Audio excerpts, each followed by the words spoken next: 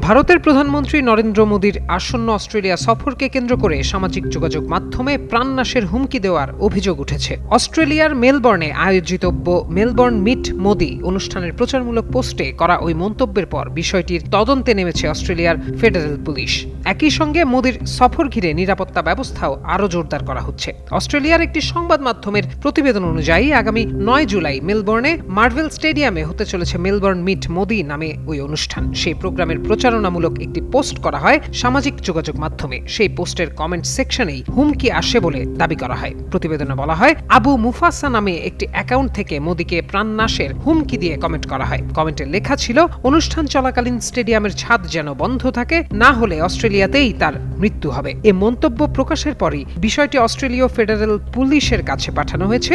সংশ্লিষ্ট কমেন্টটি চিহ্নিত করে তদন্তকারীরা ওই ফেসবুক অ্যাকাউন্টের সঙ্গে যুক্ত আইপি ঠিকানা শনাক্ত করেছেন এবং তা খতিয়ে দেখা হচ্ছে।